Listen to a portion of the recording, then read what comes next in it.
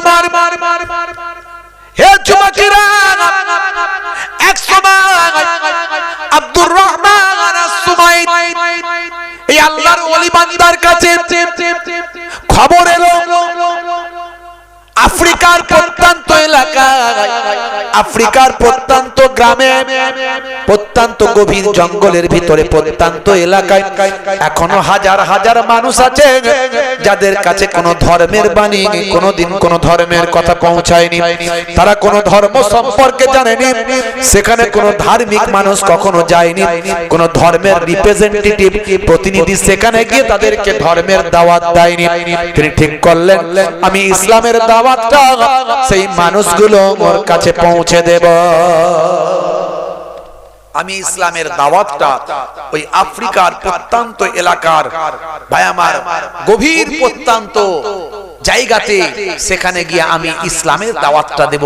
তাদের কাছে কোনো ধর্মের বাণী পৌঁছায়নি। পৃথিবীতে কিছু কম বেশি 4000 ধর্ম আছে। কতগুলো? 4000 ধর্ম। পৃথিবীতে দেশ আছে কম বেশি 195টা, 195টা। তার মধ্যে প্রায় 60টারও বেশি মানে মুসলিম প্রধান দেশ, জোরে বলুন সুবহানাল্লাহ। তার মধ্যে প্রায় 57টা হলো ওআইসি ভুক্ত মুসলিম দেশ। হে তরুণ যুবকেরা, হে আমার বন্ধুরা, শুনে রেখে দিন বাবা, জেনে রেখে দেন, আজও যদি আল্লাহকে পরিপূর্ণভাবে আপনি মানেন, আল্লাহকে যদি সিজদাতে দেন, আল্লাহর সঙ্গে যদি সম্পর্কটা তৈরি করতে পারেন, অন্যায় থেকে দূরে থাকবেন, আর আল্লাহর পথে যদি থাকেন, আল্লাহর নির্দেশনাগুলো যদি মানতে পারেন, আমার আল্লাহর সঙ্গে যদি কন্টাক্ট করেন, যোগাযোগটা ঠিক যদি রাখেন, হে তরুণ যুবকেরা, আজও আপনার দোয়াটা আমার আল্লাহর দরবারে কবুল হয়। একটা ছোট্ট উদাহরণ আমি আপনাদের দেব, বেশি লম্বা চওড়া নয়, একেবারে বাস্তব উদাহরণ, প্র্যাকটিক্যাল উদাহরণ। আমি খাজা গরিব নওয়াজের কথা দিয়ে বলছি না, দাদা হুজুর কেবলার কথা দিয়ে বলছি না, বড় বড় নবী পয়গম্বরদের কথা দিয়ে বলছি না, আমাদের মতো বর্তমান সময়ের একজন আল্লাহওয়ালা মানুষের উদাহরণ দিচ্ছি। একেবারে ইন্টারনেট সার্চ করবেন, পাবেন। আমি বাস্তব উদাহরণটা আপনাদের মাঝখানে দিয়ে যাই। হে তরুণ যুবকেরা, হে আমার মুরব্বিয়ানেরা, শুনে রেখে দিন বাবা, বাড়ি হলো কুয়েতে। তিনি 30টা বছর ধরে আল্লাহর দ্বীনের প্রচার তিনি করছেন। হে তরুণ যুবকেরা, তিনি একজন দ্বীনের দায়ী, এমন একজন দায়ী, এমন একজন ইসলামের প্রচারক, এমন একজন আল্লাহওয়ালা মানুষ, এমন একজন সচ্চা মুসলমান। তিনি যা মুখে বলছেন সেটাই হচ্ছে। হে তরুণ যুবকেরা, হে আমার মুরব্বিয়ানেরা, কমপক্ষে 10 লাখ মানুষ তার হাতে হাত দিয়ে আমার নবীর নামে কালেমা পড়ে বিশ্ব নবীর শিষ্য হয়েছে। এমন একজন ব্যক্তির কথা যাই, তার কথা বলছি, বাস্তব উদাহরণ, একেবারে বাস্তব তথ্যটা আমি আপনাদের দিচ্ছি। বাড়ি হলো কুয়েত। হে তরুণ যুবকেরা, হে আমার মুরব্বিয়ানেরা, শুনে রেখে দিন বাবা, জেনে রেখে দেন, নাম হলো আব্দুর রহমান আস-সুমাইত। তিনি ইন্তেকাল করেছেন 2013 সালে। এই 2013 সালে তিনি ইন্তেকাল করেছেন। পৃথিবী বিখ্যাত একজন দায়ী, তিনি 30টা বছর ধরে ইসলামের দাওয়াত দিচ্ছেন। হে তরুণ যুবকেরা, কমপক্ষে কিছু কম বেশি 1 মিলিয়ন অর্থাৎ 10 লাখ মানুষ তার হাতে হাত দিয়ে নবীর নামে কালেমা পড়েছেন। হে তরুণ যুবকেরা, এত বড় একজন পৃথিবী বিখ্যাত দায়ী, আল্লাহ তার জবানটা কেমন তাসির দিয়েছেন। আমি আজ থেকে 100 বছর আগের কোন আল্লাহর ওলির কথা বলছি না, আজ থেকে 400 বছর আগের কোন আল্লাহর ওলির কথা বলছি না, আজ থেকে 1500 বছর আগে কোন নবীর কথা বলছি না, 2000 বছর আগে, 5000 বছর আগে পয়গম্বরের কথা বলছি না, আজকের যুগের কথা বলছি। এই মাত্র 10-15 বছর আগের একজন আল্লাহওয়ালা, আল্লাহর নেক বান্দার উদাহরণটা দিচ্ছি। আমাদের সময় করেনি তো মানুষ, তিনি কথা ঠিক না ভুল? বানানো গল্প বলছি না, ইন্টারনেট সার্চ করবেন পাবেন। আব্দুর রহমান আস-সুমাইত কুয়েতে বাড়ি, 2013 সালে ইন্তেকাল করেছেন। হে তরুণ যুবকেরা, হে আমার বন্ধুরা, শুনে রেখে দিন বাবা, জেনে রেখে দেন, প্রথম জীবনে তিনি একজন সাধারণ ডাক্তার ছিলেন। একজন বাবা, তিনি একজন ডাক্তার মানুষ ভাই আমার, তিনি একজন মেডিসিন, বিখ্যাত একজন মেডিসিন ডাক্তার ছিলেন। হে তরুণ যুবকেরা, হে আমার মুরব্বিয়ানিরা, তিনি পড়াশোনা করেছেন ছোটখাটো বিশ্ববিদ্যালয় থেকে নয়, সেটা হলো ভাই আমার ব্রিটেনের ইউনিভার্সিটি অফ লিভারপুল। এই ইউনিভার্সিটি অফ লিভারপুল থেকে তিনি পড়াশোনা করেছেন ব্রিটেন। তারপরে তিনি পড়াশোনা করেছেন কানাডা, ভাই আমার ম্যাকগিল ইউনিভার্সিটি থেকে তিনি পড়াশোনা করেছেন, একজন বিশ্ববিখ্যাত ডাক্তারে পরিণত হয়েছেন। পরবর্তীকালে ডাক্তারি করতে গিয়ে তার মনে হয়েছে আল্লাহর কুদরত, আল্লাহর কুদরতের কথা চিন্তা করে তিনি দিনের দায়ী হয়েছেন, মানুষকে ইসলামের দাওয়াত দেওয়া শুরু করলেন। হে তরুণ যুবকেরা, আস্তে আস্তে আল্লাহর নেক বান্দা, ওলি বান্দা হয়ে গেলেন। এত বড় আল্লাহর মাহবুব বান্দা হলেন, তার জবানের দোয়াটা আল্লাহর দরবারে কবুল হয়। হে তরুণ যুবকেরা, হে আমার বন্ধুরা, হে আমার মুরব্বিয়ানিরা, শুনে রেখে দিন বাবা, জেনে রেখে দিন মুসলমান, এমন সময় আব্দুর রহমান আস-সুমাইত পৃথিবী বিখ্যাত একজন দ্বীনের দায়ী, 30টা বছর ধরে তিনি আল্লাহর দ্বীন মানুষের কাছে পৌঁছাচ্ছেন। এ পর্যন্ত কম বেশি 10 লাখ মানুষ তার হাতে হাত দিয়ে আল্লাহর নবীর কলেমাটা পড়ে বিশ্ব নবীর শিষ্য হয়েছে। তিনি যখন খবর পেলেন ওই আফ্রিকার প্রত্যন্ত এলাকায় যাবেন বলে ঠিক করলেন, তাদের কাছে ইসলামের দাওয়াতটা পৌঁছে দেবেন। লোকেরা বলল, হুজুর যাবেন না, বড় প্রত্যন্ত এলাকা, জীবজন্তু ওখানে ভর্তি, জীবনহানির আশঙ্কা ঘটতে পারে। যাওয়ার আগে একটা বড় নদী আছে, সেই নদীতে কুমিরের আবির্ভাব আছে বলে জানা যায়, আপনি যাবেন না ওই জায়গায়, আপনার বয়স হয়েছে, আপনি আর যাবেন না। তিনি বললেন, না, এটা আমার দায়িত্ব, কর্তব্য, ওই মানুষগুলোর কাছে গিয়ে ইসলামের বাণীটা পৌঁছে দেব। গ্রহণ করবে কি করবে না সেটা তাদের ব্যাপার। কারা কারা আমার সঙ্গে যাবে চলো। মুরিদদের মধ্যে কয়েকজন বলল, হুজুর আমরা তাদের যাব। হে তরুণ যুবকেরা, হে আমার বন্ধুরা, শুনে রেখে দিন বাবা, জেনে রেখে দেন, এমন সময় দেখতে পাওয়া যায় আব্দুর রহমান আস-সুমাইত ভাই আমার সেই প্রত্যন্ত এলাকায় পৌঁছে গেলেন। অনেক কষ্ট করে সেই জায়গায় গিয়ে নদীর ধার পর্যন্ত পৌঁছে গেলেন। ভাই আমার দোস্ত আমার মাঝিকে বললেন, মাঝি অমুক নদীটা আমাকে পার করে দিতে হবে। মাঝি বলল, ওই নদীতে কুমিরের বড় উৎপাত, ওই নদীতে তো আমরা চালাই না, আমরা এই নদীতেই থাকি, এই নদী থেকে ওই নদীতে আমরা যাই না, ওই নদীতে কুমিরের উৎপাতটা বেশি।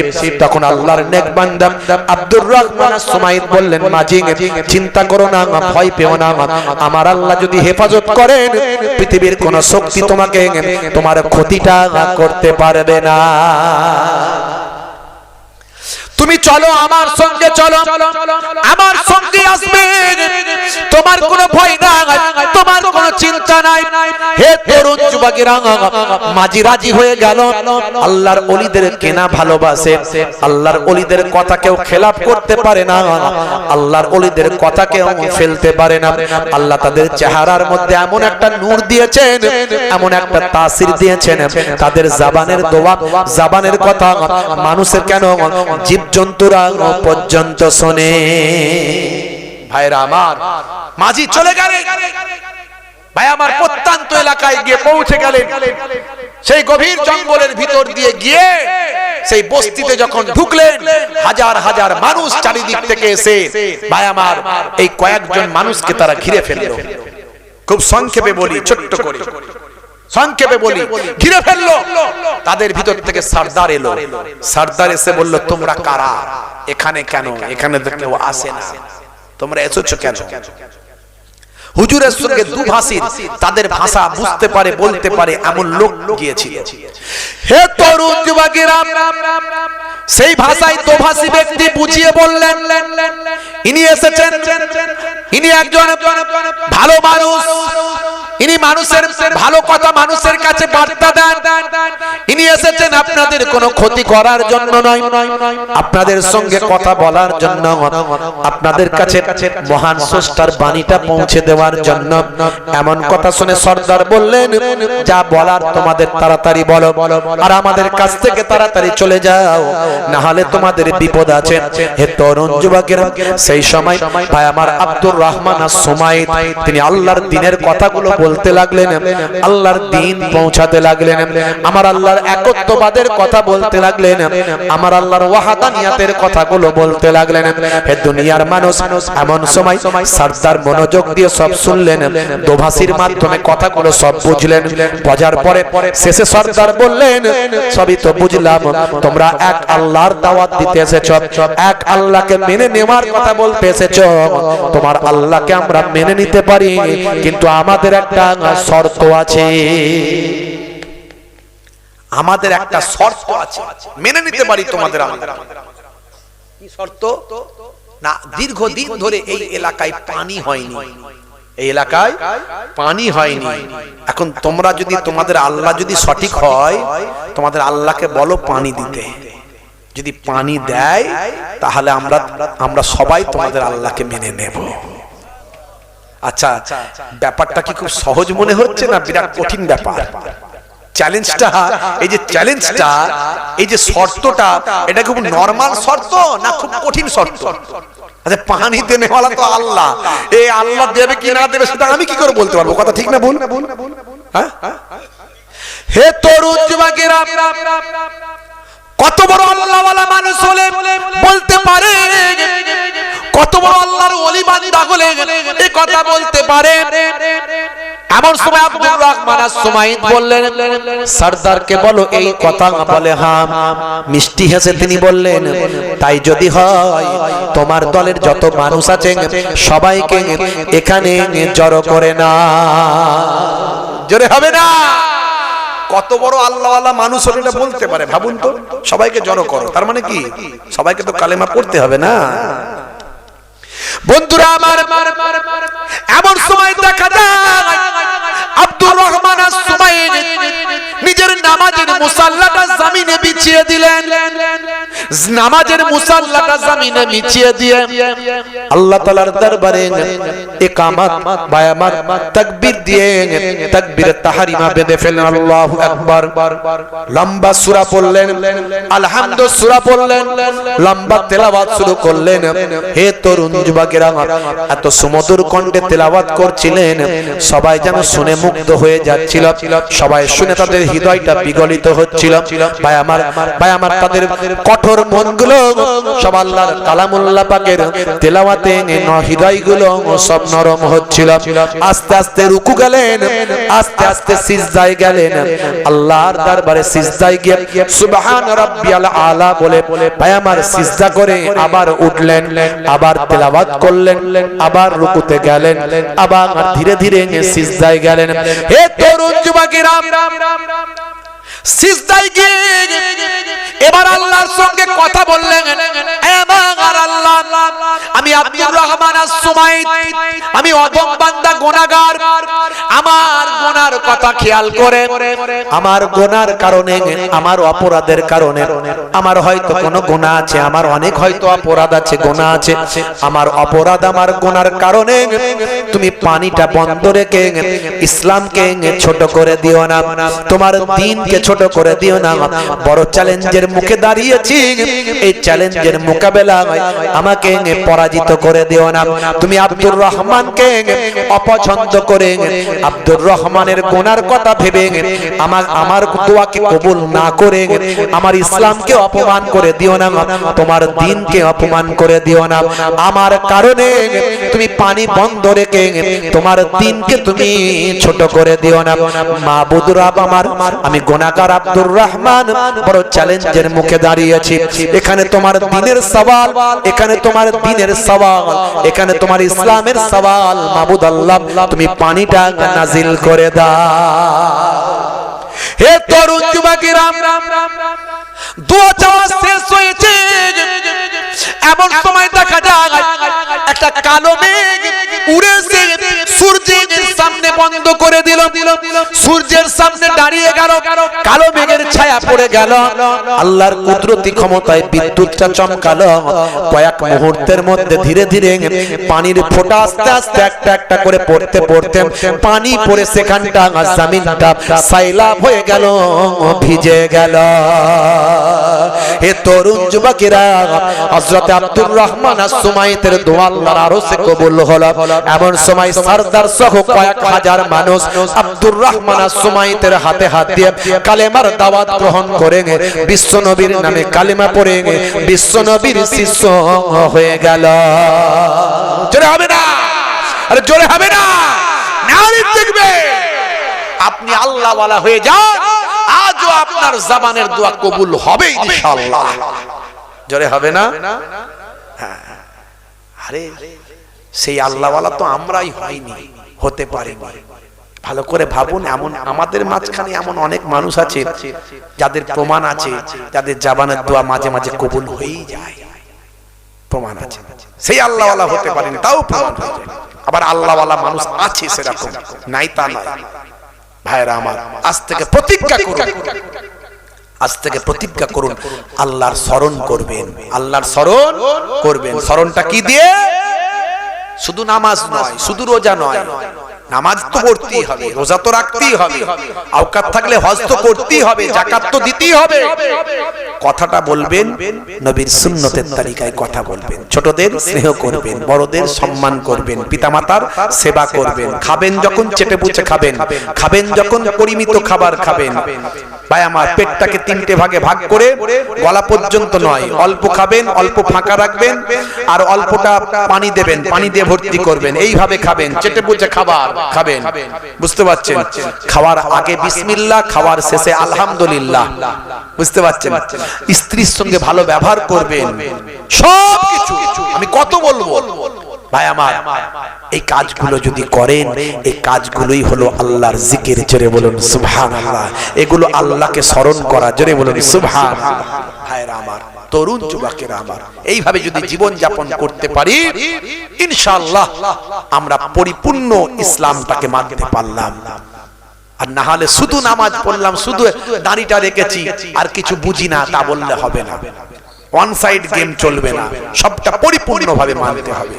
যাই হোক বাপজি আমার, আল্লাহ করে আপনারা নেক মানুষ, বসিরহাট এলাকার মানুষ, আল্লামা হুজুরের এলাকার মানুষ, সব নেক মানুষ। বাবাজি একটা কথা বলবো, ওই চায়ের দোকানে বসে বসে কারো গীবত শেখায় চগলখড়ি করবেন না। এটা সবচেয়ে বড় পাপ, সবচেয়ে বড় পাপ, জেনার থেকেও বড় পাপ। বেশিরভাগ কবরের আযাব হয় এই চগলখড়ি গীবত শেখায়ত করার জন্য। এই হুজুর খারাপ, ওই বক্তা খারাপ, এই মাওলানা খারাপ, এই অমুক হয়েছে।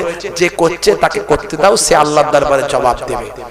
যে হুজুর গীবত শিকায়ত করছে, যে হুজুর চগলখড়ি করছে, যে হুজুর কটু কথা বলছে, ভাষা খারাপ করছে, সে জানে না, জানে না, সেগুলো জানে না, জানে না, জানে, সে বুঝে নেবে। আমি কেন বলতে গিয়ে খারাপ হবো? কেন আমি কারো নাম ধরে কেন গীবত শিকায়ত করব, চগলখড়ি করব? কারো নাম ধরে কোনোদিন গীবত শিকায়ত চগলখড়ি করবেন না। এটা আমাদের সবচেয়ে আমলগুলোকে নষ্ট করে দিচ্ছে। আর হিংসা, বিদ্বেষ, এগুলো যেন আমাদের মনে না থাকে। কাউকে আল্লাহ বড় করেছে, করুক না। তুমি চেষ্টা করো, তোমার ছেলেকে চেষ্টা করতে বলো, আল্লাহ তোমার ছেলেকেও করাবে, দেখবেন হবে। কেউ বড় হলে অখুশি হবেন না, হতে দিন তাকে।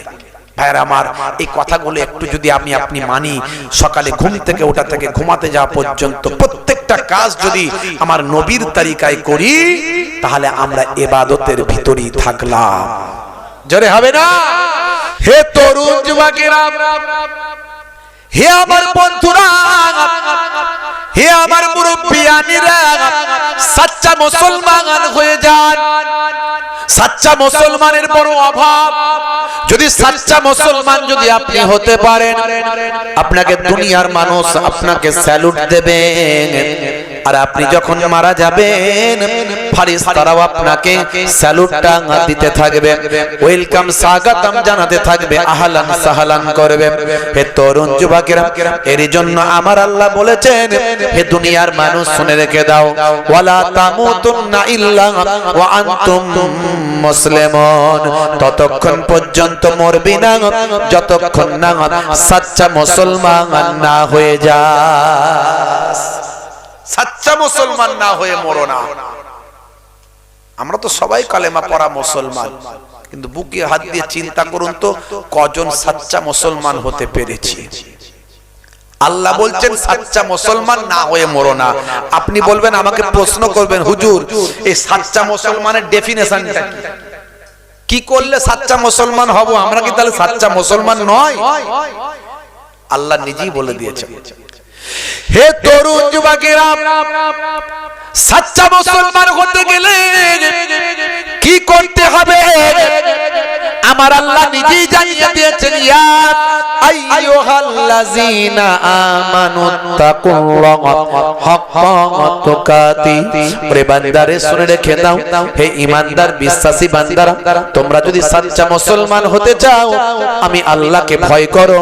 শুধু ভয় করো নয়, ভয়টা করার মতো ভয় করো। হাক্কা তুকাতি, যেমন ভয় করা দরকার আল্লাহকে তেমন ভয় করো। যদি আল্লাহকে যেমন ভয় করা দরকার তেমন যদি করতে পারি, আল্লাহ বলছেন তোমরা সাচ্চা মুসলমান হতে পারবে। আল্লাহকে ভয় করার মানে রমজান মাসে একটু ভাবুন তো দেখি আমরা কেমন আল্লাহকে ভয় করি। বলবো, রমজান মাসে রোজা যখন রাখি, আচ্ছা আপনি রোজা রেখেছেন, আপনি যদি লুকিয়ে লুকিয়ে পানিটা খেয়ে নেন, মাঝে মাঝে একটুখানি সুযোগ পেলে দু চার গাল মেরে দেন, আর দিয়ে লোককে বলবেন আমি রোজা রেখেছি, আপনাকে কেউ ধরতে যাবে? যাই রোজা রাখিস তুই বলতে যাবে? কেউ বলতে যাবে না। আপনি রোজা রেখেছেন, রোজা রেখেছেন, সবাই জানে রোজা রেখেছেন। আপনি লুকিয়ে লুকিয়ে খাচ্ছেন, কি করছেন কারণ দেখার দরকার নাই। আচ্ছা বলুন তো, এই রমজান মাসে যারা রোজা রাখে, এমন একটা মানুষ কেউ দেখেছেন যে রোজা রাখে কিন্তু লুকিয়ে লুকিয়ে খায়? হবে না। সে না রাখলে সে গ্যাসের বড়ি দেখাবে পকেট থেকে শুধু ঘন ঘন। এই দেখ ডাইজিন, পরিস্থিতি খুব খারাপ, রোজা রাখলে গ্যাস হচ্ছে, যদি না রাখার ধান্দা হয়। কিন্তু কোনদিন আজ পর্যন্ত পাবেন না যে রোজা বলছে আমি রেখেছি কিন্তু লুকিয়ে লুকিয়ে খাচ্ছে না। অর্থাৎ রমজান মাসে যারা রোজা রাখে একেবারে পরিপূর্ণভাবে তাকওয়াটা তারা করে। এই জন্যই বলে না রমজান মাসে শয়তান বেঁধে ফেলা হয়েছে, এটার বড় প্রমাণ। কেউ দু নম্বরই করে না, ঠিকঠাক রোজা রাখে, একদম রোজা রাখে মানে কঠোর ভাবে রাখে, তারা কেউ লুকিয়ে খায় না। এই যে তাকওয়া, এই তাকওয়া কিন্তু রমজান মাসে আমরা করি, এটা হলো পরিপূর্ণ আল্লাহকে ভয়। আল্লাহ দেখছেন, আমি দরজা বন্ধ করে যদি খেয়ে নি কেউ দেখতে পাবে না, কিন্তু দেখছেন কে? যারে বলেন কে? হে তরুণ যুবকেরা, আমার আল্লাহ জানিয়ে দিয়েছেন নাহানু আকরাবু ইলাইহি মিন হাবলিল ওয়ারিদ। বান্দা তোমাদের গর্দানে যে সাহারাটা মোটা রাখটা আছে তার থেকে আমি আল্লাহ আমার করুণা তোমার কাছে আছে, আমি আল্লাহ তোমার আরো কাছে আছে। হে তরুণ যুবকেরা, হে আমার মুরব্বিয়ানে, আমার আল্লাহ বলছেন আইনা মা তুআল্লু ফাসাম্মা ওয়াজহুল্লাহ। বান্দা তুমি যেদিকেই তাকাও সেদিকেই আমি আল্লাহ আর দৃষ্টি আছে। যারে বলেন সুবহানাল্লাহ। বন্ধুরা আমার, সব লুকাতে পারবো কিন্তু আল্লাহকে লুকাতে পারবো না। দুইজন ফেরেশতা আমাদের কাঁধেতে বসে সিসি ক্যামেরার মধ্যে সব ক্যামেরা বন্দী করছেন। কোরআন মাজিদে আমার আল্লাহ বলেছেন কিরামান কাতিবিনা ইয়ালামুনা মা তাফআলুন। তোমরা যা করো কিরামান কাতিবিন সব লিপিবদ্ধ করছে। আমার আল্লাহর কুদরতি ক্যামেরায় সব লিপিবদ্ধ হচ্ছে। সবাইকে লুকাতে পারবো কিন্তু আমার আল্লাহকে লুকাতে পারবো না। দরওয়াজে বন্ধ করকে গুনাহ क्यों करता है, दरवाजे बंद करके गुनाह क्यों करता है, तन्हाई में देखने वाला अल्लाह है। जरे হবে না? কে দেখছে? কে দেখছে?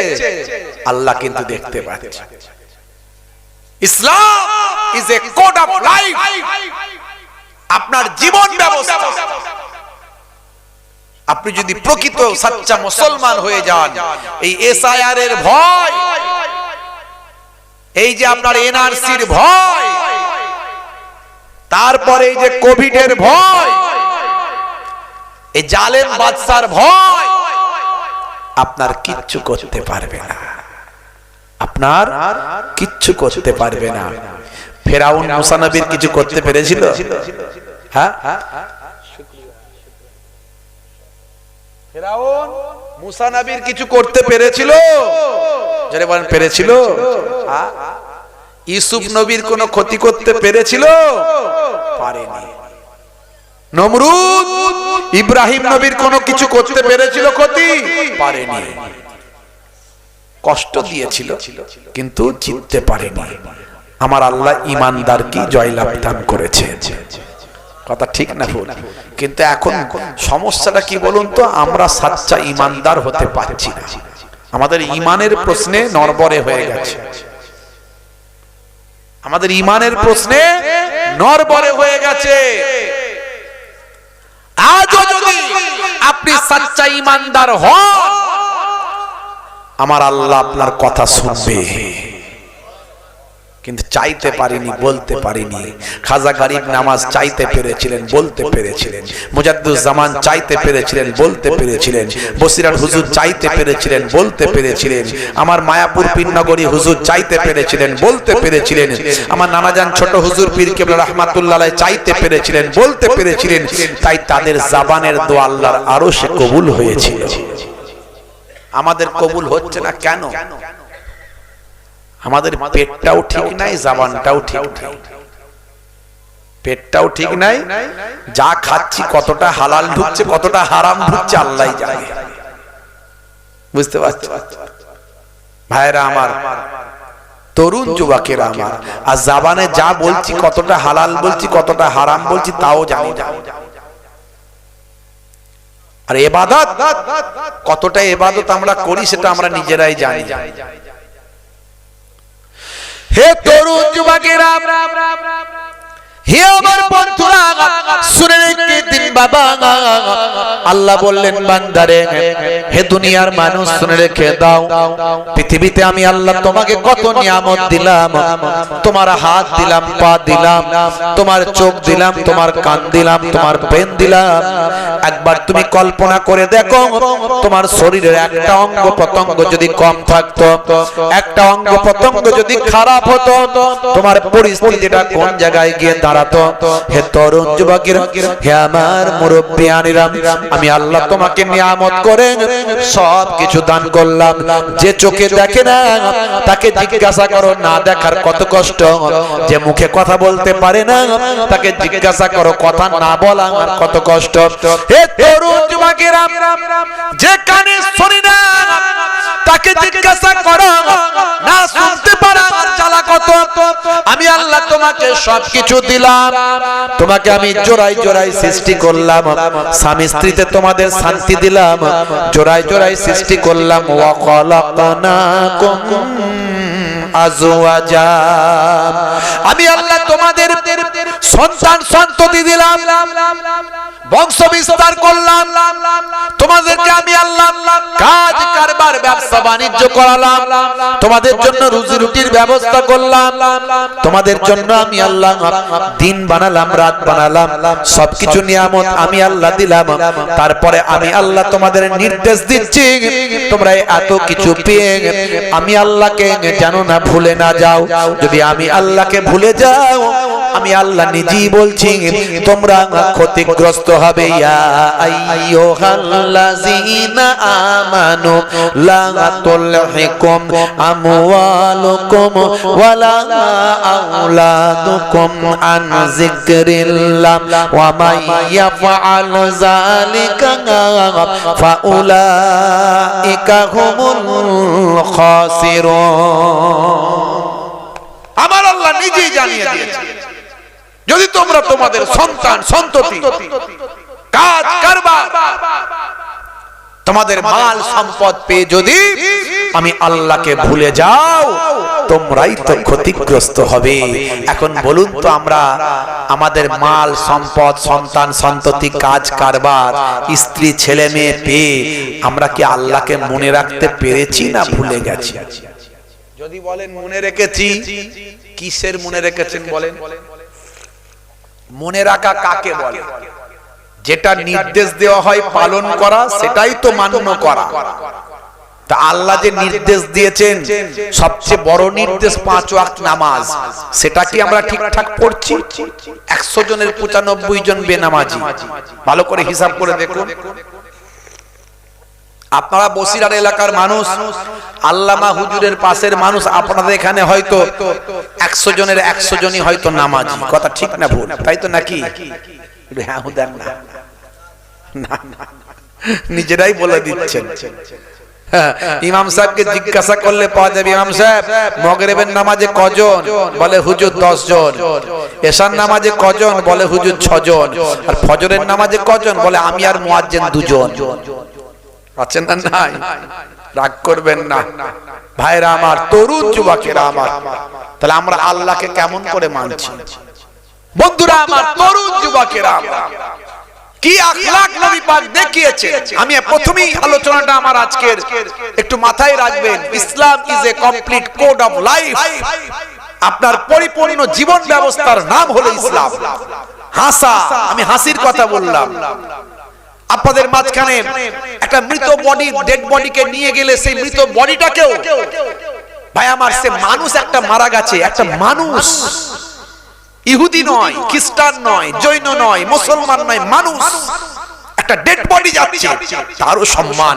আজকে কবরস্থানে গিয়ে দেখুন তো, আজকে আমরা এমন একটা জায়গায় পৌঁছে গেছি, মুসলমানের যে ছেলে কবর দিতে গিয়ে তিরঙ্গা খাচ্ছে, কবর দিতে গিয়ে তার কথা বলছে, চাচা আমাদের যা ছিল না, লোকটা চলে গেল বটে, ওই লোকটা কিন্তু বাজারটাকে মাত করে রাখতো।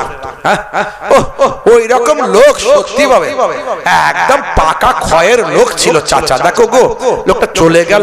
তার সম্পর্কে এত বাজে বাজে মন্তব্য গোরস্থানে গিয়ে করছে। লাশের আগে যাওয়া ইসলামে নিষেধ। যখন জানাজার পরে লাশকে নিয়ে যাওয়া হয়, ইসলামে বলা হয়েছে লাশের আগে কেউ যাবে না। কিছুই মানি না আমরা। কবরস্থানে গিয়ে মজাক করছি, ঠাট্টা করছি, কে তিরঙ্গা খাচ্ছে, কে গুটকা খাচ্ছে, কারো আবার একটু বিড়ির ঝোঁকাচ্ছে, খালি একটু মুখটাকে ঘুরিয়ে ফসফস করে দুটো টান মেরে দিচ্ছে। মানে মৃত্যুটাকে আমরা এখন ক্যাজুয়াল নিয়ে নিয়েছি। এত মানুষের মৃত্যু, আর কি বার মৃত্যু নিয়ে চিন্তা করব আমরা? আর দয়া ময়া, প্রেম, শ্রদ্ধা, ভালোবাসা, মানবিকতা, এগুলো আমাদের কাছ থেকে হারিয়ে যাচ্ছে। বাপ হারালে চলবে না। তুমি মুসলমান, তোমার কাছে সব সময় তোমার ভিতরে নক করো, তুমি কোরআনের নক করো, হাদিসের নক করো, আমার নবীর কথা নক করো সব সময়। অন্যদের থেকে তোমার পার্থক্যটা হলো এটাই। এইভাবে ইসলাম সারা পৃথিবীতে ছড়িয়েছে। যখন অন্যরা পিছিয়ে গেছে, অন্যরা যখন মানুষকে মানুষ মনে করে না, অন্যরা যখন সবকিছুকে পরিহাস হিসাবে নেয়, অন্যরা যখন মানুষের সেবা থেকে দূরে সরে আসে, অন্যরা যখন নিজে মানুষের বিপদে নিজের বিপদ মনে করে, অন্যরা যখন সারা সমাজের বিপদটাকে বিপদ মনে না করে খালি নিজেকে কিভাবে বাঁচাবো এতে ব্যস্ত থাকে, তখন যারা প্রকৃত সাচ্চা মুসলমান তখন সবাইকে বাঁচাতে ব্যস্ত থাকে। এইভাবে ইসলাম পৌঁছেছে সারা পৃথিবীতে। ইসলামের জয় এইভাবে হয়েছে, আমাদের ভুলে গেলে চলবে না। বন্ধুরা আমার, তরুণ যুবকেরা আমার, মুরব্বিয়ানেরা আমার, আজকে মুসলমানের ছেলে হাই রে হাই, আমার নবীকে নায়ক না মনে করে আজকে শাহরুখ খান, সলমান খানকে নায়ক মনে করছে। মুসলমানের ছেলে নবীর সুন্নত গেল ভুলে, চুলের স্টাইলটা দিল শাহরুখ খান আর সলমান খানের স্টাইলে, মাথার চারিদিকটা চেচে ফাঁকা, ওপরটা করেছে ঢাকা, ওপরের চুলটা নিয়ে এসে পেছন দিকে করেছে খোপা, তাতে আবার কালারিং করেছে। বলছে শাহরুখ খানের চাচতো ভাই, দেখ আমার মাথার চুল আর কানে লাগিয়েছি দুল, তোরা যা করছিস সব বেটা ভুল। মুসলমানের ছেলে ভাই আমার বুকে হাত দিয়ে বলে চল এগিয়ে চল, দেখা যাবে। তিরিং তিরিং করে লাপাচ্ছে, বলছে দে ডান্ডা করে দেব ঠান্ডা। চাচা লড়তে হবে, লড়তে হবে, সামনে 2026 বিধানসভা জিততে হবে। বুঝতে পারছেন? হাই রে হাই, রাগ করবেন না বাপ, আখেরি জামানা। মুসলমান হে যুবক, রাত দিন মোবাইল নিয়ে পড়ে আছে। মোবাইলে কি করো এত? হ্যাঁ, রাতের বেলা ভাই আমার কম্বলের ভিতরে, শীতকালে কম্বলের ভিতরে মুখটাকে ঢুকিয়ে দিয়ে সেখানেও মোবাইলে ঢিরি ঢিরি ঢিরি ঢিরি ঢিরি খালি গুলি চালাচ্ছে। ফ্রি ফায়ার আর পাবজি, হ্যাঁ, অনলাইন গেম, সারাক্ষণ মোবাইলে ব্যস্ত। মুসলমান হাত জোর করে বলি, লাইফটাকে ধ্বংস করে দেবেন না, ধ্বংস করে দেবেন না হে যুবক।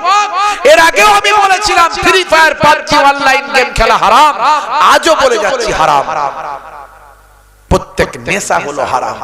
মুসলমানের ছেলে এখন নেশাখোর, পাত্তাখোর, গাঁজাখোর, হ্যাঁ, ডেন্ডাইট, আঠা, পেন্সিল, কত রকমের যে নেশা করে আল্লাহ জানে। আপনাদের ছেলে পুলে ভালো, এক এক জায়গায় খবর পাই তো, হুজুর একটু নেশা নিয়ে বলবেন, আমাদের ছেলেরা ডেন্ডাইট, আটার নেশা করে। সর্বনাশ করে, সেটা আবার কেমন রে ভাই? আগে তো শুনতো মদের, গাঁজা, জুয়ার এইসব নেশা, এবার ডেন্ডাইট, আটার নেশা বলে। হ্যাঁ হুজুর, এটা আবার নেশা, বুঝতে পারছো? তারপরে কি সব একটা সিরাপ আছে, সিরাপ, সেই সিরাপ খায়, কি কাফ সিরাপ, এই যে বলছে কি সিরাপ বলছে, দেখেছেন? আমি সব নাম মনে রাখতে পারবো না, বুঝতে পারছেন? হাই রে হাই। 1450 বছর আগে আল্লাহর নবী বলেছেন কুল্লু মুসকিরিন হারাম, প্রত্যেক নেশা হলো হারাম। নেশা থেকে বাঁচো হে যুবক। তোমার জীবনটা বরবাদ করে দিতে চাই কিছু স্বার্থ সিদ্ধি করা মানুষ।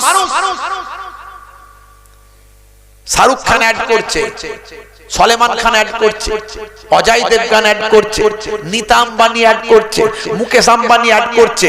খালি গেম খেলে যাও, গেম গেম খেলে ইনকাম করো। আমার ছেলের বিয়েতে গেম দিচ্ছি, আমার ছেলের বিয়েতে উপহার দিচ্ছি, এই গেম খেললে এত টাকা। নীতা আম্বানি বলছে, মুকেশ আম্বানি বলছে। ইস, মুসলমানের ছেলেগুলো গেম খেলে খেলে পাগল হয়ে যাচ্ছে, সব লস করে ফেলছে, টাকা শেষ, ধ্বংস। যদিও ওই টাকা পাও তাও হারাম। বুদ্ধি আছে, বিবেক আছে, জ্ঞান আছে, নিজের বিবেক দিয়ে, বুদ্ধি দিয়ে, শক্তি দিয়ে ব্যবসা করো, হালাল ব্যবসা করো, পড়াশোনা করে চাকরির চেষ্টা করো। আরে ভাই, চাকরি একটা গেছে, অন্য আছে, কত চাকরি আছে, বিদেশে আছে। ভালো করে পড়াশোনা করলে তাকে কেউ রুখতে পারবে না। আমরা তো দেখতে পাচ্ছি। ভাই আমার, বুদ্ধিকে কাজে লাগাও, ব্যবসা করো, ইনকাম করো, হালাল পথে চলো। মুসলমানের ছেলে ভালো চলছে ধান্দা, খাচ্ছে রজনীগন্ধা, কারবারে অশান্তি, চালাচ্ছে শান্তি, মন করবে কমল, খাচ্ছে ওরা বিমল। যেখানটা বসবে সেখানটা চষে দিয়ে বেরিয়ে যাবে, পুচ পুচ পুচ পুচ পুচ পুচ। 12 বছর, আমি বলি 12 বছর আর ঘাস জন্মাবে না। জিভ, ঠোঁট, দাঁত সব চেনা যায় না, একটা রুচি হয় না দেখলে। এরা কি মুসলমান? এরা নবীর উম্মত? নবীর উম্মত এত অপরিষ্কার থাকতে পারে? যেখানে ইসলামে বলা হয়েছে, হাদিসে বলা হয়েছে আত-তাহুরু সাতরুল ঈমান, পবিত্রতা হলো ঈমানের অঙ্গ। যেখানে বলা হয়েছে আত-তাহুরু নিসফুল ঈমান, পবিত্রতা হলো ঈমানের অর্ধেক। এত বিচ্ছিরি লোকটা কখনো মুসলমান হতে পারে? চুল রেখেছে, চুলে মনে হচ্ছে খুশকিতে ভর্তি, একদম যেন মনে হচ্ছে বন মানুষের মতো চেহারা। গোপ দেখলে মাথা খারাপ, দাড়ি দেখলে পাগল হয়ে যাবো, হাত ফেল করে ফেলবো।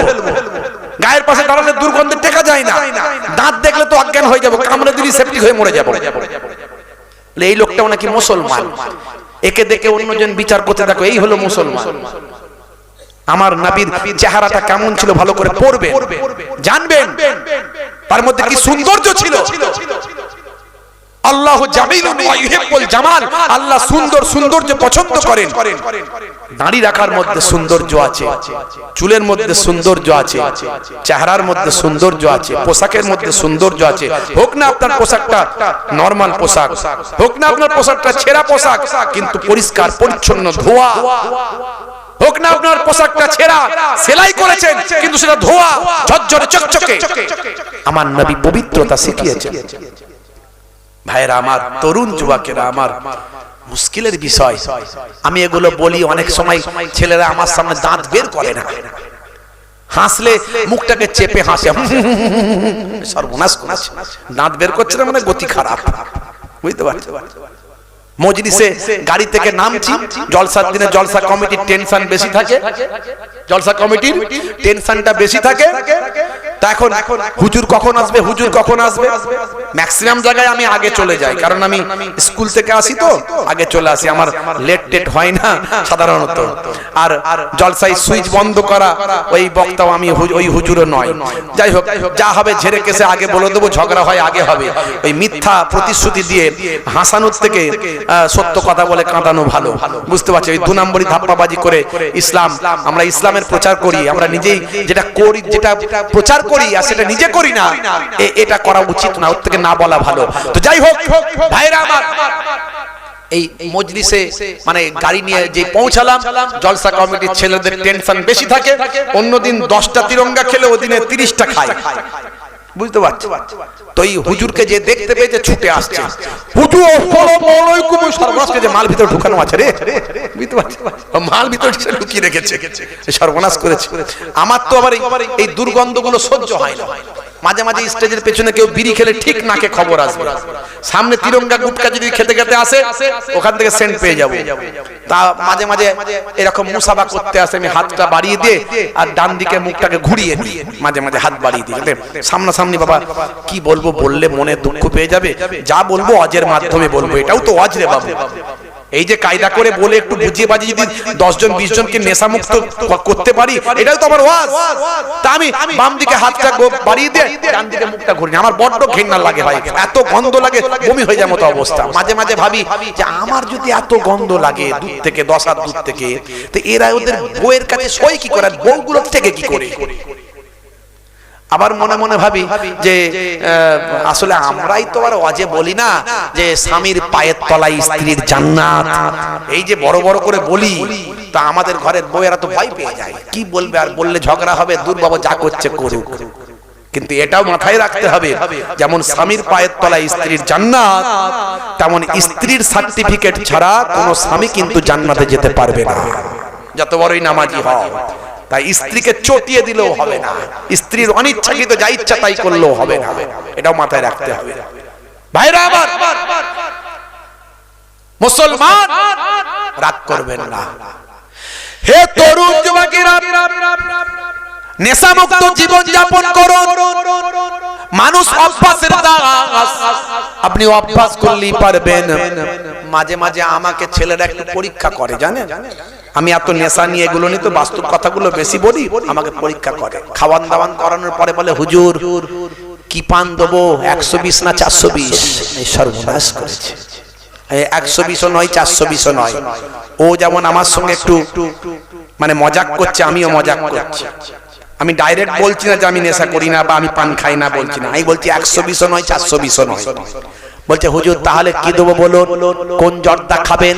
আমি কোনো জর্দা খাই না। তাহলে কি খাবেন হুজুর? কোন দুক্তা খাবেন নাকি? দুক্তাও খাই না। তাহলে হুজুর কি খাবেন? এখনকার হাইব্রিড হুজুররা সব রজনীগন্ধা খায়, আমি তো ওসবেও ধান্দা নাই। তাহলে হুজুর কি চলবে? হ্যাঁ, এই তিরঙ্গা গুটকা এগুলো কিছু চলে নাকি? আমি চলে না। তাহলে হুজুর কি খান? আমি কিছুই খাই না। সে কি নেশা করেন না? কোনো কিছু নেশা নাই? না নাই, চা মাঝে মাঝে হলে খাই, না হলে না খাই, কোনো অসুবিধা নাই। তাহলে হুজুর এই নেশা ছাড়া কি বেটা ছেলে চলতে পারে? আমাকে কি মেয়ে ছেলে দেখছো? আমাকে কি মেয়ে ছেলে মনে হচ্ছে যে নেশা ছাড়া চলছি? ভাইরা আমার, আপনি ইচ্ছা করলেই পারবেন, ইচ্ছা করলেই পারবেন। 1450 বছর আগে আল্লাহর নবী বলেছেন নেশা হলো হারাম।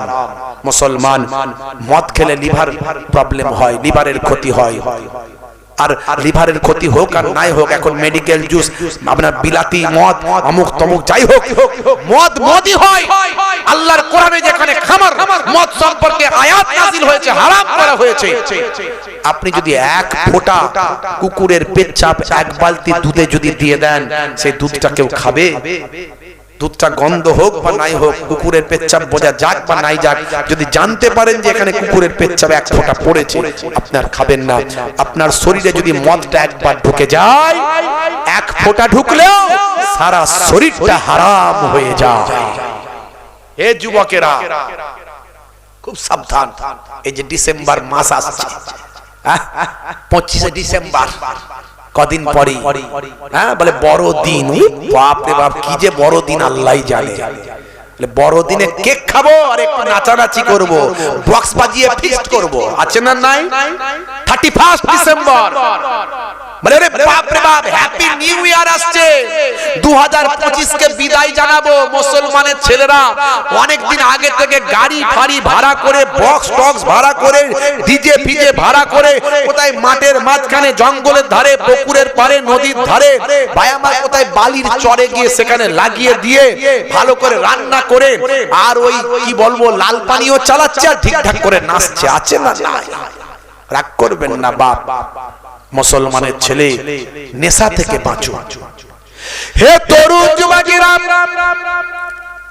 ইসলাম আপনাকে আমাকে শিখিয়ে দিয়েছে আল্লাহকে স্মরণ করো। কিভাবে স্মরণ করবে সব বলে দিয়েছে। আপনার যাওয়া, আপনার খাওয়া, আপনার হাসা, আপনার শোয়া, আপনার বসা, আপনার ভাই আমার রাজনীতি, আপনার ধর্মনীতি, আপনার পরিবার নীতি, স্ত্রীর সঙ্গে সম্পর্ক, পিতামাতার সঙ্গে সম্পর্ক, পাড়া প্রতিবেশীর সঙ্গে সম্পর্ক, জীবিত মানুষের সঙ্গে সম্পর্ক, মৃত মানুষের সঙ্গে সম্পর্ক, সব ব্যাপারে পৃথিবীর বুকে কেউ কেউ বলেছে কিনা আমি জানি না, কিন্তু পরিপূর্ণভাবে একটার যে একটা ধর্ম বলেছে তার নাম হলো ইসলাম। আপনাকে সব বলে দিয়েছে। হে তরুণ যুবকেরা, আপনি যদি সেইভাবে স্মরণ করেন, হে যুবকেরা, আল্লাহ বলছেন বান্দা তোরা আমার হয়ে যা, আমি আল্লাহ তোদের হয়ে যাব। এত নিয়ামত তোদের দিয়েছি, একটা জিনিস চেয়েছি সেটা তোরা আমার ইবাদত করবি। আমার ইবাদত করার জন্যই তোদের পাঠিয়েছি, ইবাদত ছাড়া অন্য কোনো উদ্দেশ্যে আমি আল্লাহ তোদের সৃষ্টি করি না। অর্থাৎ সকাল থেকে রাত পর্যন্ত যে কোনো কাজ করবেন সব যদি নবিয়ানা তরিকায় করেন, সবটা আপনার ইবাদত হয়ে যাবে। এইভাবে যদি আল্লাহকে স্মরণ করেন, আল্লাহ বলছেন তোরা যদি আমার হয়ে যাস, মাল্লাহুল মাওলা ফালাহুল কুল, বান্দা যখন আল্লাহর হয়ে যায় কুল মাখলুকাত তার গোলাম হয়ে যায়। মান কানা লিল্লাহি কানা আল্লাহু লাহু, যে বান্দা আল্লাহর হয়ে যায় স্বয়ং আল্লাহ তার হয়ে যায়। এত কিছু নিয়ামত সবই তো আল্লাহ দিয়েছেন, এই আল্লাহর শুকরিয়া আদা আমাদের করা দরকার আছে না নাই বলেন? আপনি যে খাচ্ছেন, আপনার জিহবা, এই জিহবাতে আমার আল্লাহ তিনটে স্টেজে ভাগ করে দিয়েছেন। জিহবাকে তিনটে স্টেজে ভাগ করেছেন। একটা যেখানে আপনি ঝালের টেস্ট পাবেন, সেখানে মিষ্টির টেস্ট পাবেন না। যেখানে মিষ্টির টেস্ট পাবেন, সেখানে টকের টেস্ট পাবেন না। এটা শুধু জিহবার কথা বললাম, চোখের মধ্যে যে কত কারুকার্য করা আছে সে আল্লাহই জানে, বুঝতে পারছেন? আর ডাক্তাররা কিছু পড়াশোনা করে আবিষ্কার করেছে, জানে।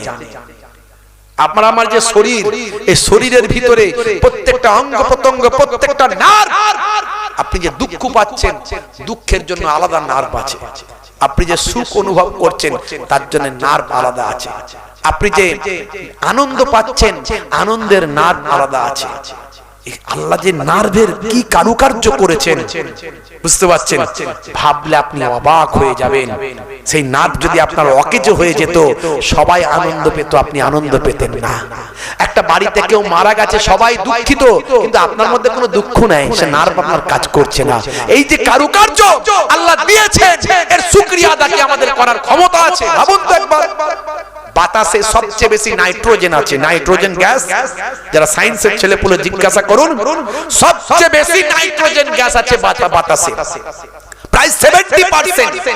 ভাই আমার, তারপর বাতাসে আর অনেক গ্যাস মিলিত হয়ে আছে, হাইড্রোজেন আছে, কার্বন ডাই অক্সাইড আছে, অক্সিজেন আছে, হিলিয়াম আছে, আরো কত এভরিথিং, অনেক ধরনের গ্যাস। আমরা এই সব গ্যাস তো একসঙ্গে মিক্সড হয়ে আছে, কিন্তু আল্লাহ আমাদের নাককে এমন ফিল্টার বানিয়েছেন, এমন ফিল্টার বানিয়েছেন, সবচেয়ে বেশি আছে নাইট্রোজেন। সেই নাইট্রোজেনটা যদি আমাদের নাক দিয়ে ঢুকতো আমরা মরে যেতাম, বাঁচতাম না। কিন্তু আল্লাহ নাইট্রোজেনটাকে ঢোকাচ্ছেন না, আল্লাহ কুদরতি ফিল্টার করে সেখান থেকে বাছাই করে অক্সিজেনটাকে আমাদের ভিতরে ঢোকাচ্ছে। এর শুকরিয়া আদা কি করতে পারবো?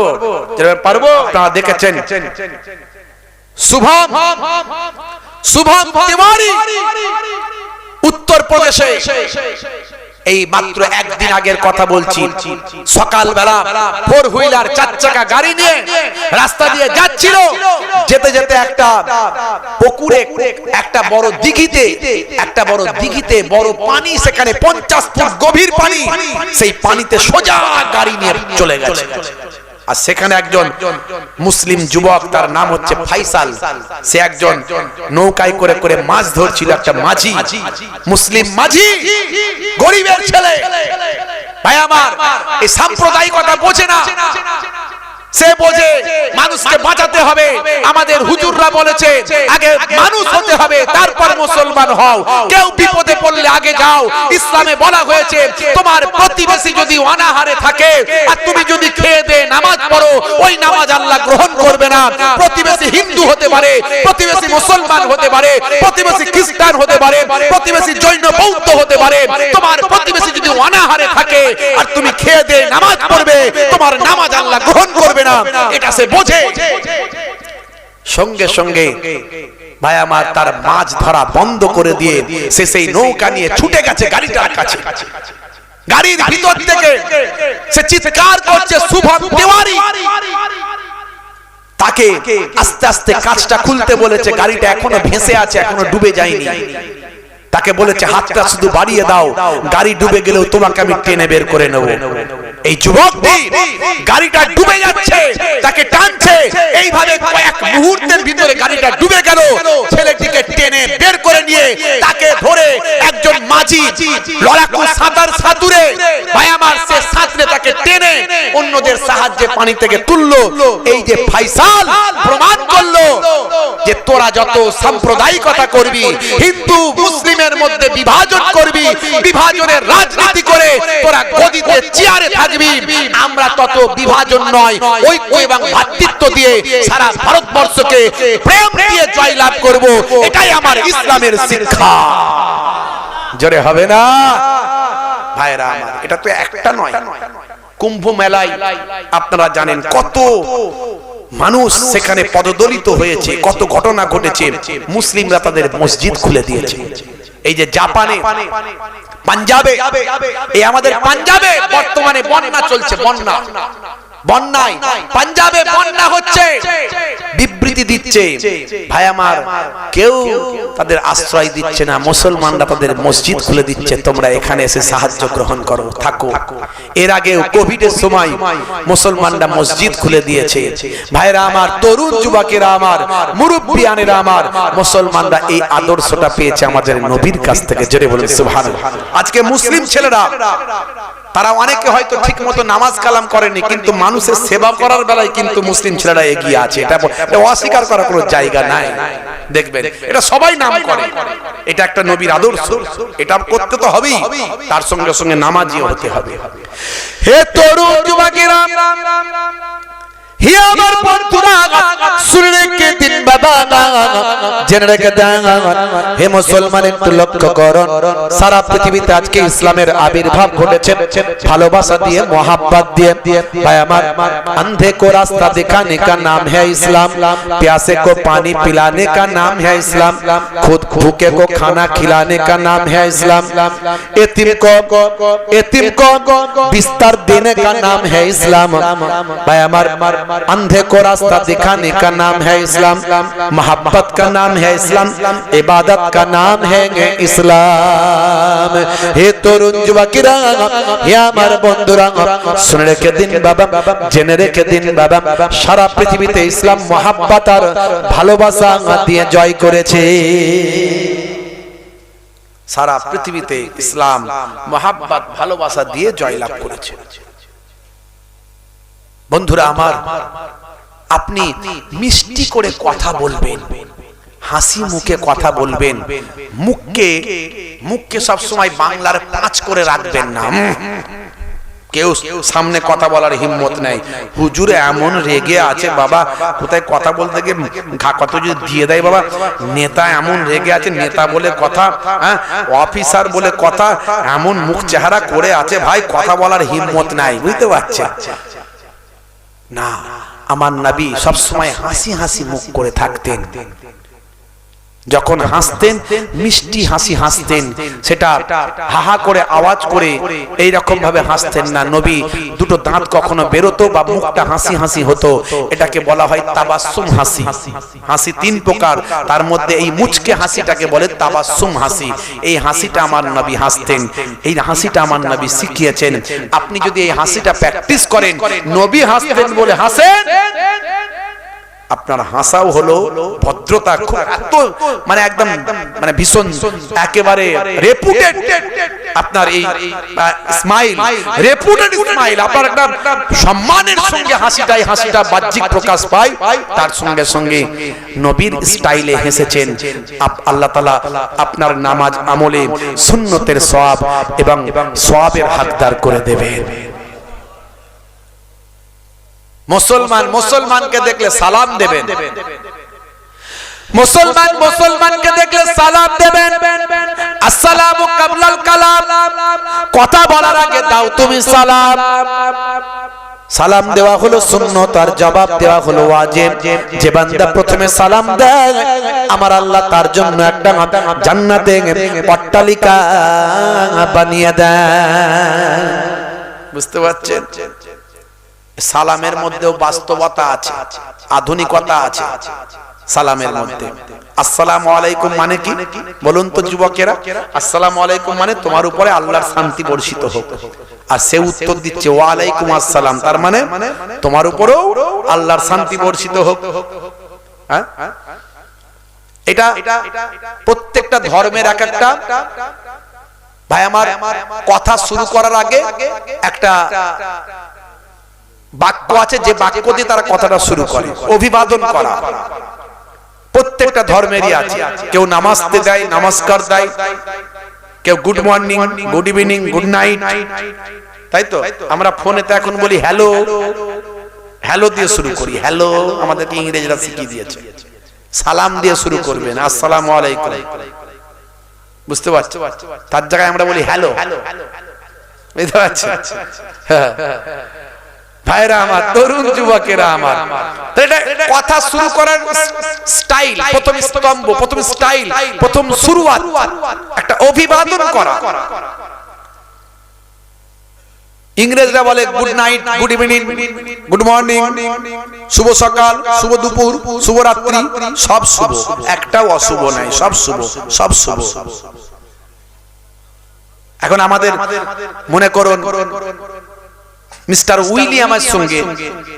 উইলিয়ামের সঙ্গে আমাদের কি বলবো আব্দুর রহিমের সঙ্গে বন্ধুত্ব, খুবই বন্ধুত্ব। এখন সে প্রতিদিন একে গুড নাইট দেয়, আর এ না হলে সে দিতে ভুলে গেলে এ দেয় গুড নাইট দিয়ে তবে ঘুমায়। বিছানায় ঘুমানোর আগে বন্ধুকে একে অপরকে গুড নাইট দেয়। এখন আমাদের আব্দুর রহিম সাহেবের মানে শরীরের অবস্থা খুব খারাপ, মানে প্রায় 35 বার পাতলা পায়খানা হয়েছে, 34 বার বমি হয়েছে রাতের বেলা। এখন রাত্রে 10টার সময় ঘুমাতে যাওয়ার আগে ছেলেদেরকে বলছে বাবা চ একটু আমাকে হসপিটালে ভর্তি করে দেয়, স্যালাইন নিতে হবে, বুঝলি, চ, পরিস্থিতি খুব খারাপ আছে, হাঁটা চলার ক্ষমতা নাই, শেষ অবস্থা, তাড়াতাড়ি চ।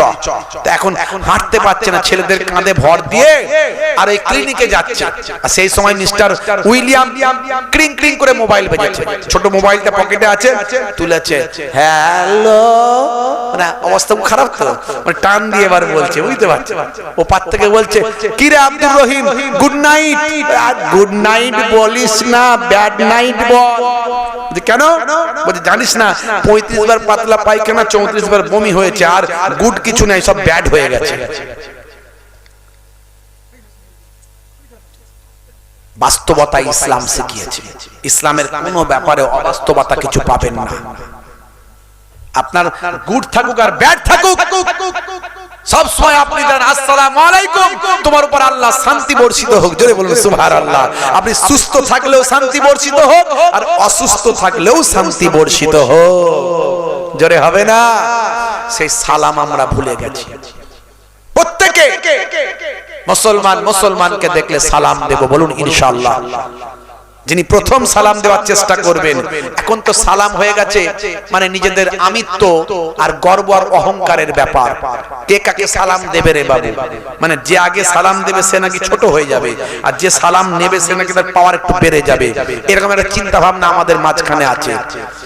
আমরা সবাইকে সালাম দিতে চাই না, সালাম নিতে চাই। সালাম নেওয়াতে অভ্যস্ত। আমি হুজুর লোক, আমি সালাম কেন দেবো রে ভাই?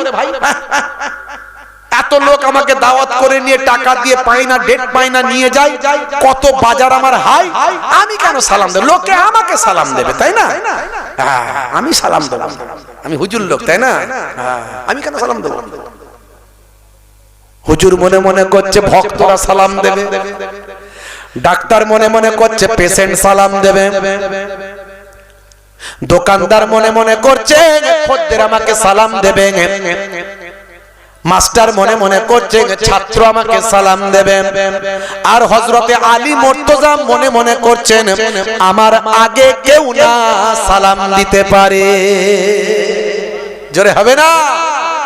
অর্থাৎ এখানে কোনো গর্বের ব্যাপার নয়। সালাম দেওয়া সুন্নাত, জবাব দেওয়া ওয়াজিব। যিনি প্রথম সালামটা দিলেন আল্লাহর নবীর সুন্নতের তাবেদারি করলেন। জোরে বলুন সুবহানাল্লাহ। আর সালামের জবাব না দিলে কঠিন গুনাহগার।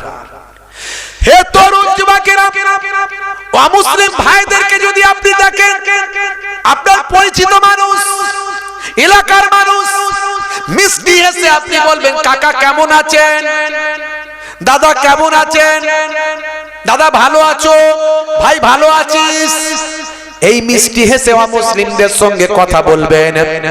এই যে অমুসলিমদের সঙ্গে মিষ্টি হেসে কথা বললেন, আপনি ভাববেন না আপনার বেকার হয়ে গেল। এর জন্য কিন্তু আমার আল্লাহ আপনার নামাজ আমলে নবীর সুন্নতের সওয়াবটা দান করে দেবেন। আল্লাহর নবী অমুসলিমদের সঙ্গেও কত ভালো ব্যবহার করতেন। যারা চেনে না তারা নবীকে গালাগালি করে, যে চেনেছে সে নবীর ভক্ত হয়েছে। নবীর আখলাক শুনলে আপনি তাজ্জুব হবেন। আমরা তো জানি কম বেশি সবাই। আল্লাহ নবী, আল্লাহ রাসূল ওয়াজ করছেন, ওয়াজ করছেন, ওয়াজ করছেন। হে তরুণ যুবকেরা, হে আমার মুরব্বিয়ানেরা, শুনে রেখে দিন বাবা, জেনে রেখে দিন মুসলমান, একজন ইহুদি মানুষের ডেড বডি নিয়ে যাওয়া হচ্ছে। সামনে দিয়ে একজন ইহুদি মানুষের ডেড বডি নিয়ে যাওয়া হচ্ছে। সামনে দিয়ে একটা ইহুদি মানুষের ডেড বডি নিয়ে যাওয়া হচ্ছে। আল্লাহর নবী ওয়াজ করছেন, আলোচনা করছেন, কথা বলছেন। তো ইহুদি মানুষের ডেড বডি ওই রাস্তা দিয়ে যাচ্ছে। মনে করুন এই রাস্তা দিয়ে যাচ্ছে, এখানে ওয়াজ হচ্ছে। তো ওয়াজ তো নাও বন্ধ করতে পারি, তাই না? আমি আমার কাজ করছি, সে তার কাজ করছে, তারা তাদের কাজ করছে, মিটে গেল ঝামেলা। নবী কি আখলাক দেখালেন, কি চরিত্র! হে তরুণ যুবকেরা, হে আমার বন্ধুরা, হে আমার মুরব্বিয়ানেরা, শুনে রেখে দিন বাবা, জেনে রেখে দেন। আল্লাহর নবী সেই সময় ওয়াজটা বন্ধ করলেন। কিতাবে দেখতে পাওয়া যায় নবী আমার ওয়াজ বন্ধ করে, শুধু ওয়াজ বন্ধ করে চুপ করলেন না। ইহুদি মানুষের ডেড বডিটা যখন সামনে দিয়ে নিয়ে যাওয়া হচ্ছে, নবী আমার ওই ডেড বডিটা দেখে আল্লাহর নবী দাঁড়িয়ে শ্রদ্ধা জ্ঞাপন করলেন। হে তরুণ যুবকেরা, ওই ডেড বডিটা নিয়ে যাওয়ার পরে সাহাবীরা বললেন হাযা মাইয়াতাল ইয়াহুদ, এই ডেড বডিটা হলো একজন ইহুদি ব্যক্তির মৃতদেহ। আল্লাহর নবী বললেন ইহুদি ব্যক্তি হতে পারে, সেটা একটা মানুষ, তাই মানুষ মারা গেছে, শ্রদ্ধা সম্মানটা আমি নবী একজন মৃত ব্যক্তিকে শ্রদ্ধা জ্ঞাপন করলাম। দেখেছেন, এর নাম ইসলাম। সেই ইসলামের আদর্শ দিয়ে সারা পৃথিবী জয় হয়েছে, তলোয়ার দিয়ে নয়। ইসলামের তলোয়ার কখন ব্যবহার করা হয়েছে জানেন? যখন অন্যরা আগে তলোয়ার ব্যবহার করেছে, তারপরে তলোয়ার দিয়ে তলোয়ার ঠেকানো হয়েছে। ইসলামে কোন যুদ্ধ আগে বেড়ে নাই, এবং যুদ্ধেরও সিস্টেম ইসলামে শেখানো হয়েছে। যুদ্ধের সময় যে তোমার সঙ্গে যুদ্ধ করেনি বা স্যালেন্ডার করেছে, তার প্রতি আঘাত করবে না। নারীদের প্রতি আঘাত করবে না, বয়স্ক বৃদ্ধ বৃদ্ধাদের প্রতি আঘাত করবে না, বাচ্চাদের প্রতি আঘাত করবে না। আল্লাহর নবী এই ডিরেকশন, আল্লাহর নবী এই নির্দেশনা দান করতেন। জোরে বলুন সুবহানাল্লাহ। হে তরুণ যুবকেরা, হে আমার বন্ধুরা, হে আমার মুরব্বিয়ানেরা, শুনে রেখে দিন বাবা, জেনে রেখে দেন। এরই জন্য আজকে পৃথিবীর বুকে ওয়াথার পণ্ডিতেরা, নায়ক গায়ক খেলোয়াড় প্লেয়ারেরা, বড় বড় বিজ্ঞানীরা, সায়েন্টিস্টরা, হে তরুণ যুবকেরা, ক্যাসিয়াস ক্লের মতো মানুষ, টাইসনের মতো মানুষ, গ্যারি মিলারের মতো মানুষ, জেনিফারের মতো মানুষ, মাইকেল জ্যাকসনের মতো মানুষ, পৃথিবী বিখ্যাত ব্যক্তি মিস্টার রিচমন্ডের মতো মানুষ, মিস্টার ব্রেইলের মতো মানুষ, মিস্টার লরেন্স ভাই আমার লরেন্সের মতো মানুষ, পৃথিবী বিখ্যাত ব্যক্তি মাইকেল জ্যাকসনের মতো মানুষ, জুনায়েদ জামশেদের মতো মানুষ, হাসিম আমলার মতো মানুষ, মেসুত ওয়াজিলের মতো মানুষ, সাদিও মানের মতো মানুষ, পৃথিবীর বড় বড় ক্রিকেটার, ফুটবলার, নায়ক আর গায়ক, সায়েন্টিস্ট, তারা আমার নবীর শিষ্য হয়েছে। বড় বড় ওয়াথার পণ্ডিতেরা তারা আমার নবীর শিষ্য হয়েছে। আপনি অন্তর থেকে আল্লাহকে ডাকুন, আমার আল্লাহ আপনার ডাকে সাড়া দেবে। জোরে বলুন সুবহানাল্লাহ। জোরে হবে না সুবহানাল্লাহ? দরুদ শরীফ আল্লাহুম্মা। বর্তমান পরিস্থিতির কথা একটু অটোমেটিক চলে আসছে, না বললেও নয়, বলতে হচ্ছে। হ্যাঁ, কারণ আমরা কেউ শান্তিতে নাই, এটা আমাদের মনের বহিঃপ্রকাশ। তো শান্তিটা আসবে কি করে? শান্তি আসবে কি করে? আল্লাহ বলছেন, তোমরা যদি আমার জিকির করো তোমাদের শান্তি আসবে। আলা বিযিকরিল্লাহি তাতমাইন্নুল কুলুব। অন্তরের প্রশান্তি আসতে পারে আল্লাহর জিকিরের মধ্যে দিয়ে। এবারে ভাববেন আমরা মনে হয় জিকির মানে কি বুঝি? আল্লাহ আল্লাহ আল্লাহ, লা ইলাহা ইল্লাল্লাহ, লা ইলাহা ইল্লাল্লাহ, লা ইলাহা ইল্লাল্লাহু মুহাম্মাদুর রাসূলুল্লাহ, এটাই মনে হয় জিকির, আর কিছু জিকির নয়। আসলে আমরা জানি না জিকিরটা কি। জিকরুন শব্দের অর্থ হলো স্মরণ করা। কি স্মরণ? আল্লাহকে স্মরণ। আল্লাহকে যদি আমরা স্মরণ করি আমাদের মনের শান্তি আসবে। জোরে বলুন সুবহানাল্লাহ। স্মরণটা কিভাবে করবেন? আল্লাহ আল্লাহ জিকিরের মধ্যে দিয়েও স্মরণ হয়, কালেমা শরীফের জিকিরের মধ্যে দিয়েও স্মরণ হয়, আবার নামাজের জিকির, রোজার জিকির, তেলাওয়াতের জিকির, আল্লাহ আল্লাহ নামের তাসবির জিকির, আল্লাহর নির্দেশগুলো মান্যতা দেওয়ার জিকির, নবীর নির্দেশগুলো মান্যতা দেওয়ার জিকির, সব কিছুর মধ্যে দিয়ে আল্লাহকে স্মরণ হয়। জোরে বলুন সুবহানাল্লাহ। মূল কথা হলো আপনি আপনার জীবনটাকে, Islam is a code of complete life, Islam is a complete code of life. Islam হলো একটা পরিপূর্ণ জীবন ব্যবস্থা। আপনি ইসলাম যদি পরিপূর্ণভাবে মানেন, সকালে ঘুম থেকে ওঠা থেকে রাত্রে ঘুমাতে যাওয়া পর্যন্ত সবটাই কিন্তু আল্লাহর জিকিরের মধ্যেই আপনি থাকবেন। আপনি ব্যবসাও করবেন, জিকির হবে। কি রকম? ব্যবসাটা হালাল করবেন, মিথ্যা কথা বলবেন না, ওজনে কাউকে ঠকাবেন না, দামটা ঠিকঠাক ন্যায্য নেবেন, সেল বেশি লাভ কম। হে তরুণ যুবকেরা, হে আমার বন্ধুরা, ব্যবসাটা যদি মিষ্টি মুখে করেন, হাসি মুখে যদি খদ্দেরটা ছাড়েন, আপনার ব্যবসা করা হলো আর আল্লাহর জিকিরে লিপ্ত থাকা হলো। কারণ আল্লাহ যা বলেছেন, নবী যা বলেছেন, আপনি সেটাই করছেন। আল্লাহ বলেছেন, নবী বলেছেন, মানুষকে ঠকাবে না, মানুষের সঙ্গে খারাপ ব্যবহার করবে না, মানুষের সঙ্গে হাসি মুখে কথা বলবে, ওজনে মানুষকে কম দেবে না, আর তুমি খাদ্য খারাপ তুমি দেবে না, খারাপ ভেজাল মালটা তুমি দেবে না, লাভটা তুমি কম করো, সেলটা তুমি বেশি করো। এইভাবে যদি তুমি ব্যবসাটা করো, ওই ব্যবসার মধ্যেও আমার আল্লাহ আর জিকির করা হলো। এটা হলো আসল জিকির। আল্লাহ আল্লাহ আল্লাহ আল্লাহ জিকির করছে আর সুযোগ পেরি লোককে ঠকিয়ে দিচ্ছে। আছে না? বিরাট বড় হাজি সাহেব ছেলের বিয়েতে 10 লাখ টাকা পণ নিয়েছে, হুজুর একটু আমার দোকানে দোয়া করে দেন। হুজুর একটু আমার দোকানে দোয়া করে দেন, আমি হাজি সাহেব। ব্যাস, হুজুরও জব্দ। হাজি সাহেব বলছে না করা যায়? একটা হাজি সাহেব মানুষ বলে কথা। চলো ভাই, হাজি সাহেব চলেন, দোয়া করি। দোয়া দানি করে একদম হুজুর কেঁদে টেঁদে আলা, হুজুরের পকেটে মোটা নজরানা দিল গুজে, হুজুর খুশিতে চলে গেল। পাশ থেকে একটা ছেলে বলছে, হুজুর জানেন না হাজি সাহেব গত বছর হজ করি দাঁড়িটা রেখেছে, তার আগে দাঁড়ি টাড়িও ছিল না, নামাজও পড়তো না, এখন নামাজ পড়ে, কিন্তু হজে যাওয়ার আগে ছেলের বিয়ে দিয়ে 10 লাখ টাকা পণ নিয়েছে। কি বলছো মিয়া? হাজি সাহেবের নামে কথা বলতে আছে, চুপ করা। রাগ করবেন না বাপ। 4 লাখ ছেলেকে দিয়েছে, 4 লাখের দোকান করেছে, এখন আল্লাহ বিল্লাহ করে আর ঘন ঘন তসবিহ পড়ে। আছে না নাই?